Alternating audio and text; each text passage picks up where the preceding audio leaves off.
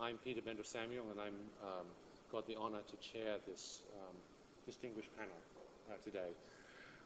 What I thought I'd do is just outline what we're going to go through today. Each of us are going to provide a presentation of about 20 minutes, and then we're going to take questions, and I'll moderate those questions.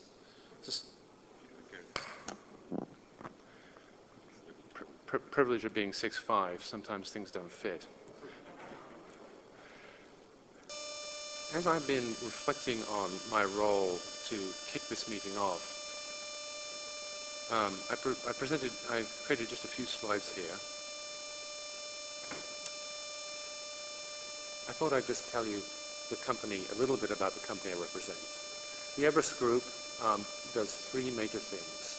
We run the outsourcing center. If any of you have gone to the internet and looked at content about outsourcing, probably you have come to our pages in the outsourcing center and our journal.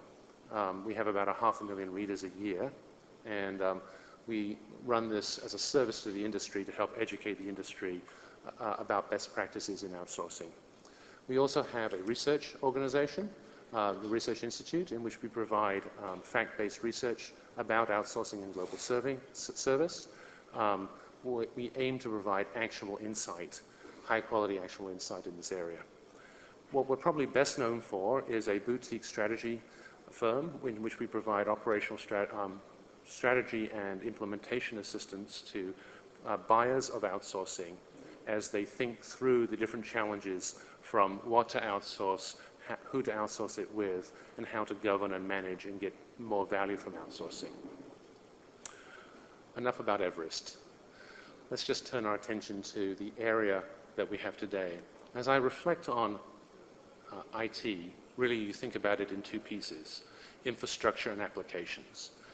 Both of these are well penetrated from an outsourcing perspective. However, as we think about them, they have different challenges today. And let's just reflect upon where we are in the market and the challenges we represent.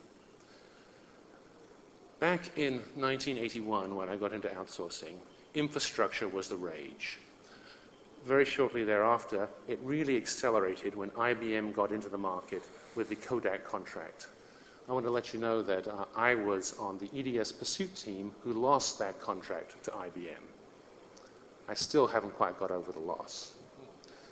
Notwithstanding, that kicked off an acceleration of infrastructure outsourcing and a very rapid growth in what evolved into a pay-for-use model. But as we got into 2000, the growth of that slowed. And for the last 5 years, the infrastructure space has been growing about 4% a year. Very slow in outsourcing terms. What is exciting about this model is this space is the emergence of a new model in the context of remote infrastructure management. And this stands to change the game, or has the opportunity to change the game in what has been a mature and slow-moving industry.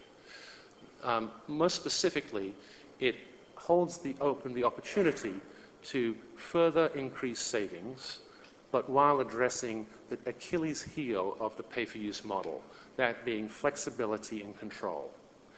And if implemented right, can provide far more flexibility on the behalf of the buying community and eliminate some of the conflict of interest or unalignment that has existed in the old pay-for-use model. As we think about applications, this is quite different, and the issues that we have here are quite different. The model is very well understood and is being rapidly adopted. As we work with clients, we really find that there are two questions right now that they have. Most of our clients, Fortune 500, almost everyone we deal with has done some ADM outsourcing. The issue of the day, one issue of the day, is how far can we take that? How far can we penetrate, how many seats can we move that offshore? So if I have 10,000 people in my ADM population, can I move 5,000 offshore? Can I move 7,000 offshore? What is the percentage and how do I do that? And the rapid growth of this industry, I think, is largely a result of this radiation within these large customers, and the corresponding issues for the CIO in terms of how far can I push that and what can I do with that. The second issue with regard to cost of this is what else do I do once I have I've addressed the cost issues and the benefits I get from adopting an aggressive third-party model, probably in an Indian context. And we see people struggling with how do I drive optimization of this, and more importantly, we start to think differently about the role of the CIO and tap into their core agenda as they try to expand their role and their relevance in organizations. And here is a framework that we use with some of our clients to explain the dynamic that's going on in this situation. This framework describes the value that can be generated from an outsourcing relationship. The red dot is what historically outsourcing has been focused on. It's reducing direct cost and improving performance at the service level. And there's no doubt there are big gains that are available here. However, that doesn't really tap into the core, what keeps CIOs up at night. The next level of value is really the business impact. I'm using here an example from one of our insurance clients, which is how do I improve technology or use technology to improve the business itself? And how do I align my suppliers in that effort? So in this instance, I might be driving cost out of a data center and an applications group. In the business impact, I'm trying to affect how I process claims, both the speed and the total cost of processing claims. Perhaps the most exciting part of a CIO's role is, can we make a strategic impact to the business? And really, as we think about that, it's can we affect the company's relationship with its customers?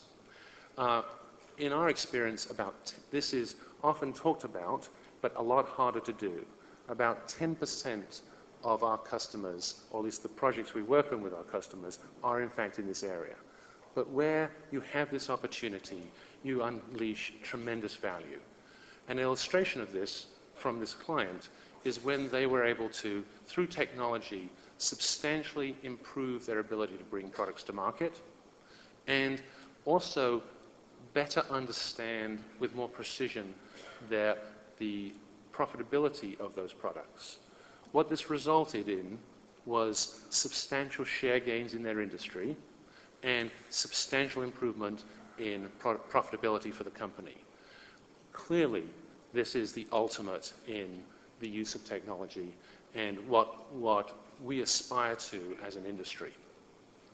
With that, I'd like to turn this presentation over to my distinguished colleagues on this panel, and perhaps ask Jonathan to come up and share his perspective on what he's doing with applied materials.